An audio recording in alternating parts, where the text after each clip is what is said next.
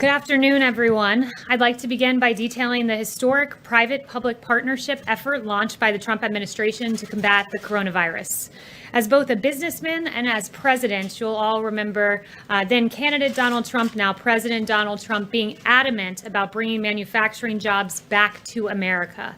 President Obama and the Democrats had given up on manufacturing with President Obama's erroneously prediction that Trump would need a magic wand in order to bring back American jobs. Not so.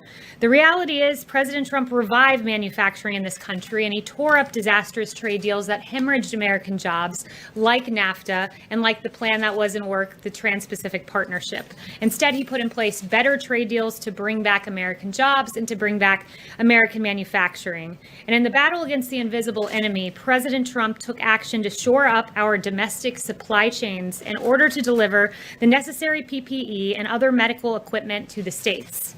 Speaker Pelosi and House Democrats are currently promoting a $3 trillion liberal wish list among a litany of Democrat priorities immaterial to the coronavirus crisis are embedded in this, and one would require the president to appoint a, quote, medical supplies response coordinator who would, quote, serve as the point of contact for the healthcare system, supply chain officials, and the states on medical supplies. I'm happy to report this individual already exists. This bill ignores reality because the medical supplies official is in existence. He's been working on this since March to deliver to date over more than 1 billion, I should say, pieces of PPE to countries and hospitals across the country.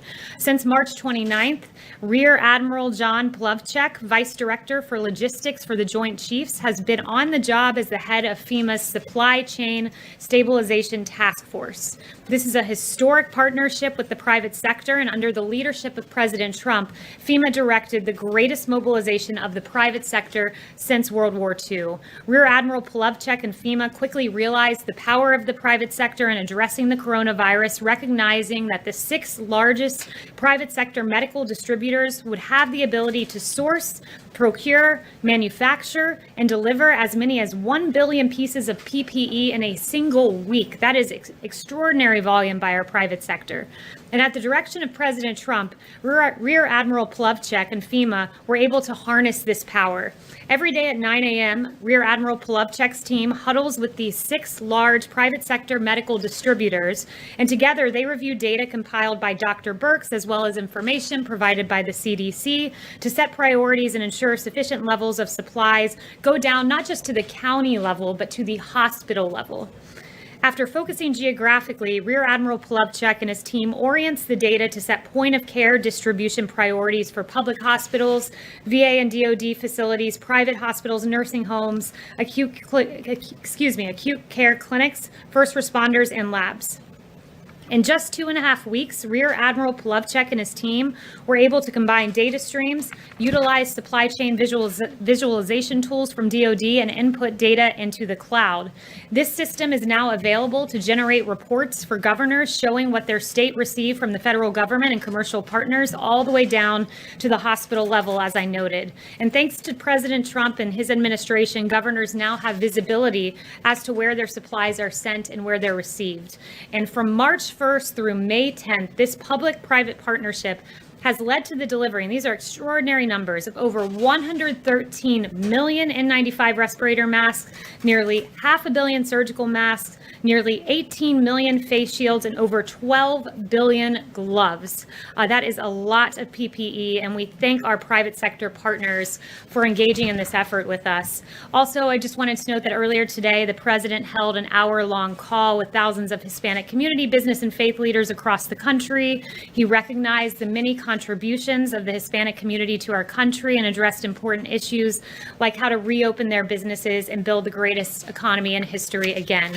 And finally, before I take questions, I just wanted to note on a separate note that I wanted to acknowledge the passing of Ravi Zacharias, a renowned Christian apologist who left this world yesterday. Our prayers are with Ravi's family during this time. He meant a lot to a lot of people around this administration. And as my father said, Billy Graham was the great evangelist and Ravi Zacharias was the great apologist. And we are all thinking about him and holding him close to our hearts and his family today. And with that, I'll take questions. John. Kayleigh, what does the president believe is illegal about the Secretary of State of Michigan sending out absentee ballot applications, and what federal funding is he considering withholding from the state of Michigan as a result? So, I won't get into exactly what the funding considerations are. I would note that his tweets were meant to alert Secretary Mnuchin and Mr. Vogt about, head of OMB, about his concerns with trillions of dollars going to these states and his noted concerns about a lot of fraud that is potentially at play when you have mass mail-in voting. So with regard to the illegality and legality of it, that's a question for the campaign as to their voting and ballot practices. But I would just note that his tweet was meant to alert OMB. He wanted to be very careful as we send trillions of dollars to states that we keep this important point in mind and we ensure that there's fairness in our voting system and absolute accuracy. Yes, Kayleigh. But the president himself has voted just 2 months ago by a mail-in ballot. There are several Republican states that are also doing these mail-in applications for ballots. And so I'm confused. What is it that he thinks is illegal that's happening in Michigan? He doesn't really specify. So first, with regard to the president doing a mail-in vote, the president is, after all, the president, which means he's here in Washington. He's unable to cast his vote down in Florida, his state of residence. So for him, that's why he had to do a mail-in vote. But he supports mail-in voting for a reason. When you have a reason that you are unable to be present, right now, we're very far from November 3rd. I'm glad that you have the prediction tool and you can tell us what will be happening on November 3rd, 2020. I certainly don't, nor does the president. Primaries coming up, and that's like what's happening in Nevada. I assume you care about fairness and accuracy in our elections, do you not? Of course I do. But Of there's course. not evidence that there is widespread voter fraud. There's evidence. You can go look this up on ProPublica. There was a bipartisan consensus on the fact that mass mail-in voting can lead to fraud. There was a 2005 commission by none other than President Carter, who's not a member of the Republican Party, and also James Baker about this, concluding that these ballots, quote, remain the largest source of potential voter fraud. So this is a concern. The president's right to look at this. We want a free and fair election, and that's his concern. Yes, Zeke? Kayleigh, on this subject and one other on a different one, the president deleted his first tweet, which alleged faulted that the state of Michigan was sending out absentee ballots to every voter. In fact, they sent out absentee ballot requests. Was the president misinformed this morning? And why is he only directing this message toward Michigan, not other states like Georgia and others that are sending similar absentee ballot requests to their citizens? So the president corrected his tweet, as you noted, and with regard to going state by state and looking at ballots and the way they're distributed, that would be a question for the Trump campaign, and I'd refer you to the campaign on that point. Just on the G7, do you have any more details on the timing when the president would like to schedule that here in Washington? And does that mean that travel restrictions that are currently in place on travel from Europe, from China, and other places would potentially be relaxed before that meeting would take place here? So I won't get into the mechanics of how that would happen. I would note that the president really wants to see the G7 happen here in Washington as we begin not just to reopen the country, but as the world begins to reopen. He'd like to see it happen sometime in June, but as to a particular date, I don't have any announcement on that front or to the mechanisms of how we'd make that work. Yes. Thanks, Kayleigh. A couple of questions for you. One, does President Trump support the CDC guidelines that were released over the weekend? And if so, why were they released so quietly? Why not talk about them, roll them out here from the podium? So the CDC guidelines, there was a 60-page document that came out last night that I assume you're referencing. That document, I talked to Dr. Redfield earlier today about it, and much of that was already out there. So Appendixes A, B, C, and D had been out there for a while. Appendix E, he said he thinks got posted sometime late last week. And again, these were his rough estimates he was giving me. Appendix F was being discussed, and there was constructive criticism of it through the task force and the interagency process. So that was refined. And my point in sharing that with you is that the 60-page document was merely an aggregation of a lot of what was already out there. So it's not as if this was new information that we were announcing, but it was more guidance pursuant to our Reopening of America guidance that was issued several weeks ago. Does the president support the guidelines? Does he think Americans should follow those guidelines, or should they be following the initial guidelines that you rolled out here from the podium? So the president's been very clear. He supports the Reopening of America guidelines. The CDC guidelines are in concert with those guidelines. He wants to safely reopen this country. It's very important we do so, and it's good to see that most states, I think basically all of them, have plans at this point to reopen, and we're starting to see the safe reopening of several states and Americans getting back to work. Let me just get your reaction to something. We just got moments ago a statement from the American Nurses Association, which says, quote, The American Nurses Association has not received reports from nurses or other frontline healthcare workers utilizing hydroxychloroquine as a preventative treatment for COVID-19. Why does the president continue to say that many or thousands of frontline workers are using it as a prophylactic? Well, there is, at Henry Ford Hospital is doing a study on this now where 3,000 frontline workers will be taking hydroxychloroquine to look at its use as a prophylaxis. I believe there's a few hundred or 190 workers in Tampa General Hospital. So this is being used by some. And one thing I want to note with regard to hydroxychloroquine, because I think it's very important that we're as accurate as we can be with our reporting on this. Hydroxychloroquine has been a drug that has been in use for 65 years for lupus, arthritis, and malaria. It has a very good safety profile, but as with any drug and as with any prescription, it should be given by a doctor to a patient in that context. So no one should be taking this without a prescription from their doctor. But that being said, I've seen a lot of apoplectic coverage of hydroxychloroquine. You had Jimmy Kimmel saying the president's, quote, trying to kill himself by taking it. You had Joe Scarborough saying, quote, this will kill you. Neil Cavuto saying, what have you got to lose? One thing you have to lose are lives. And you had Chris Cuomo saying the president knows that hydroxychloroquine is not supported by science. He knows it has been flagged by his own people and he's using it.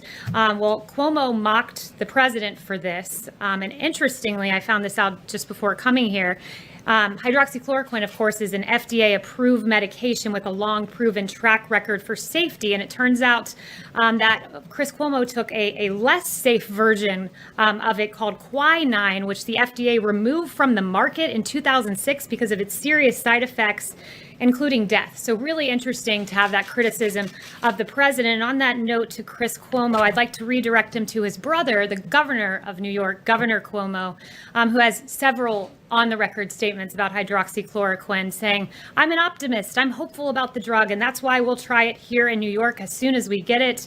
There has been anecdotal evidence that it's promising, that's why we're going ahead, and I have about 8 other quotes from Governor Cuomo, should any of you have interest in that. You just cited our studies, though. They're trials that are in their early phases. Do you have any evidence that thousands of frontline workers are currently using it because they believe it actually will prevent them from getting So the COVID-19? FDA has approved this for off-label use. You know, this president's a big believer in right to try legislation. People who are in their last, there are several studies that have been brought that the president has actually mentioned that I'd refer you to. There was one out of France, a French study involving more than 1,000 patients that found that the vast majority had, quote, good clinical outcomes. And by the vast majority, that was more than 90%. There was an Italian study of more than 65,000 patients that demonstrated only 20 tested positive of those who were taking it prophylactically, and a South Korea study as well. So there are several studies. And if you're someone out there and this is a safe drug to use and your doctor, importantly to underscore that, and your doctor prescribes it for your use as a prophylaxis or after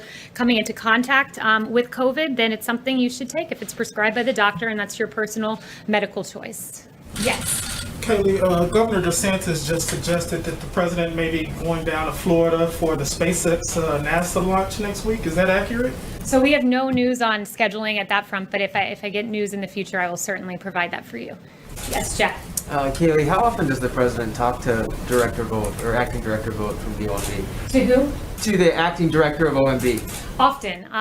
He just was in the Oval Office with the president, so they do speak often. I don't have a readout of the president's schedule, but they do speak regularly. So if he wanted to flag to him his concerns about Michigan, why didn't he just tell him instead of sending a tweet? Because the president believes in unprecedented transparency, and I'm sure you as a journalist are very eager and excited when you learn about the president's decision-making process in real time, whether that's on Twitter or from me here up at the podium. You just said that was the reasoning for him expressing I didn't say that was the concerns? reasoning, but I'm saying this is a transparent president, and I think that that's something that you should be lauding rather than questioning as to why he decided to tweet this. Yes. Apart from President Macron, do you have any other answers from G7 leaders that they are definitely willing to come here? So I won't get into the president's private conversations and correspondences with world leaders, but we do hope to see this happen. We hope that... How can you characterize the response as being great, sounds like a good idea, or thinking about it? So I don't have any information about the response from world leaders, but we certainly hope to see this happen. Yes. Yes, thank you. Could you clarify, please, President Trump's comments about saying that it was a good idea, it was good that there were so many positive tests for COVID-19, whereas a lot of people look at that and say that this was actually terrible, that we have actually 1/3 of all the cases in the world.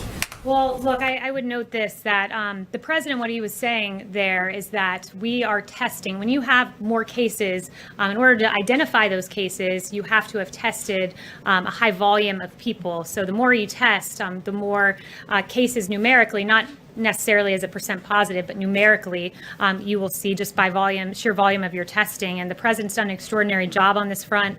Washington Post surveyed governor's offices and state health departments and found that at least a dozen states have testing capacity that outstrips the supply of patients. That's a very good job done by our federal government in supporting the states. To cite the governor of New York again, quote, "We have more sites and more testing capacity than we're using."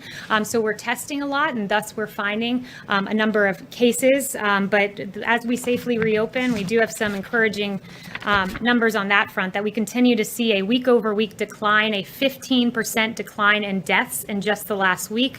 April 1st to mid-May, 50% decline in new hospitalization and under 25,000 cases today. So we are seeing progress. Yes. Can you tell us what law specifically the president thinks the Secretary of State in Michigan broke by sending out the applications?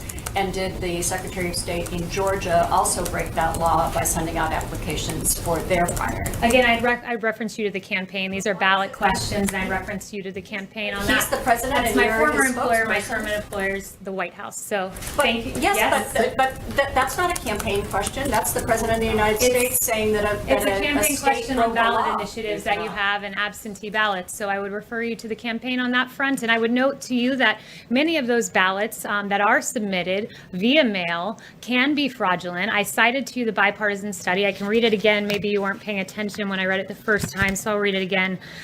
President Carter, a Democrat, not a Republican, and James Baker concluded that these ballots remain the largest source of potential voter fraud. So if you cast a ballot via mail and you do so fraudulently, that would be an illegal act. And I'd point you to that. And for further, I'd point you to my former employer, which is the Trump campaign. Is the president Any concerned other about fraud in questions? Georgia? Yes, sir. Yes, thank you, Kayleigh. Two questions, if I may.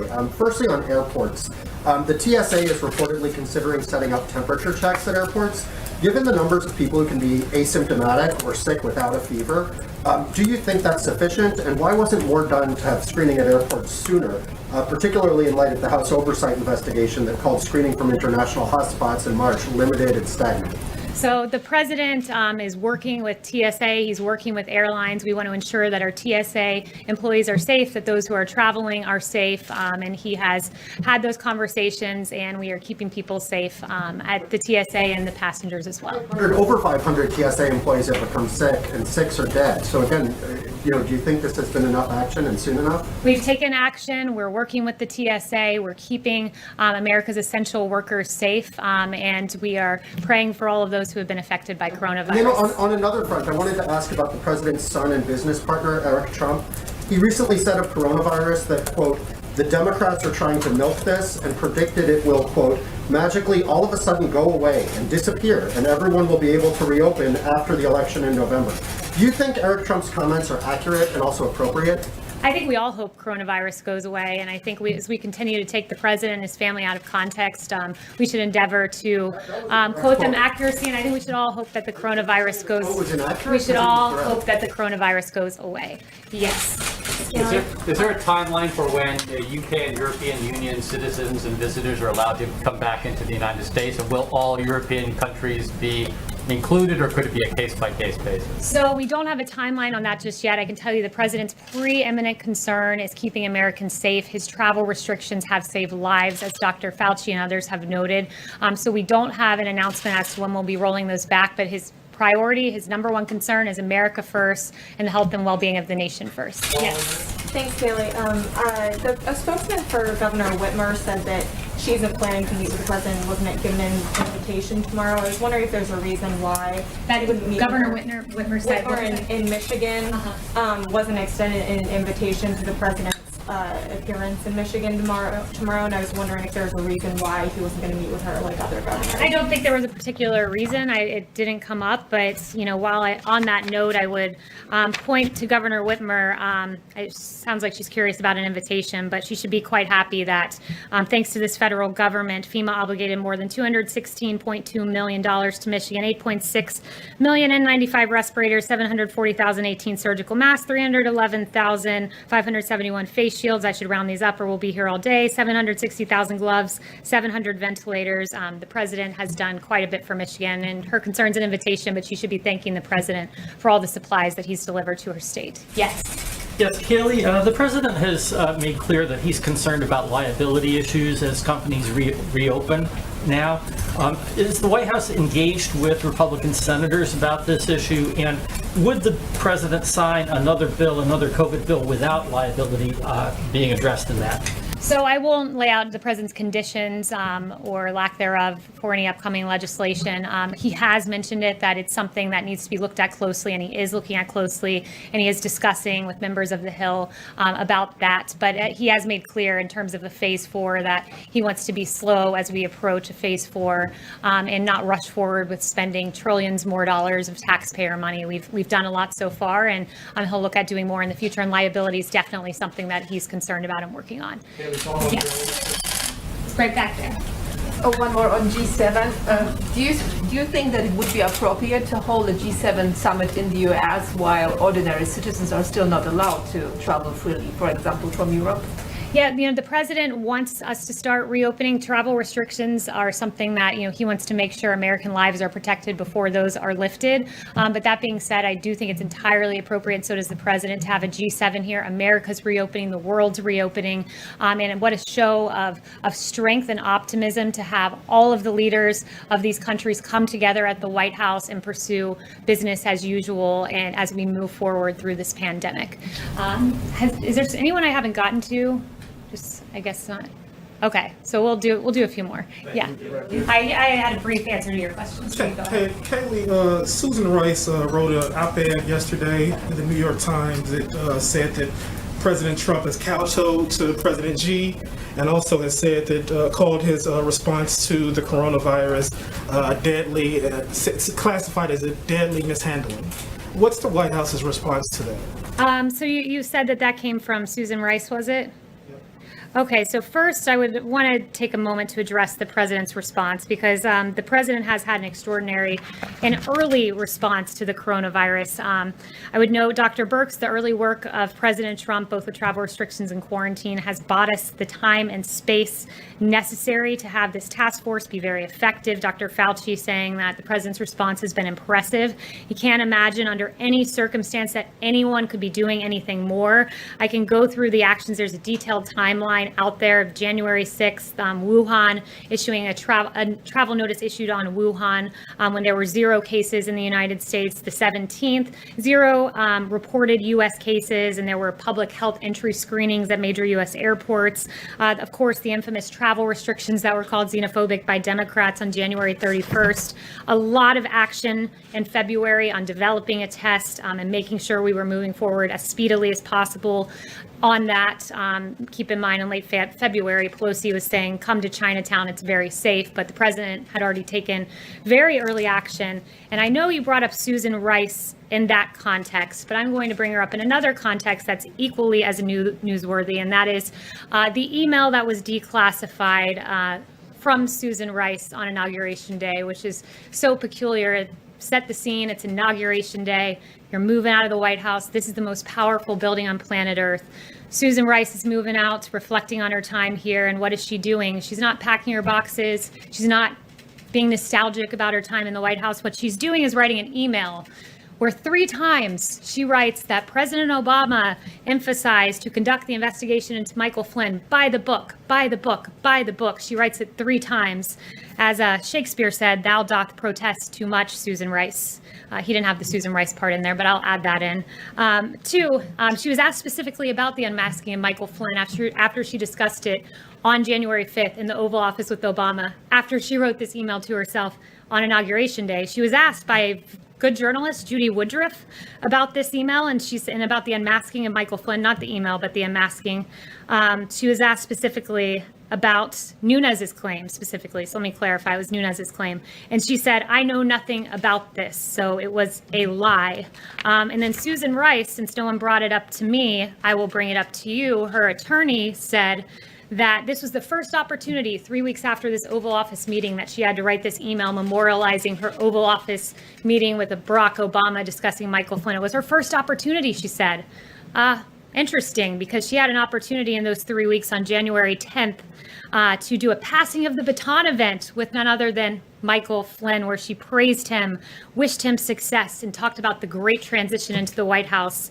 And then on January 12th, she was able to participate in a story that published on that date in the lifestyle section of the Washington Post. So she never had time to write this email until Inauguration Day as she's rushing out the door, when in fact she had an opportunity to do all of those things. I'll leave that with you. Thank you for bringing up Susan Rice, not in the context that I wished, but for allowing me to share that with you. Come on.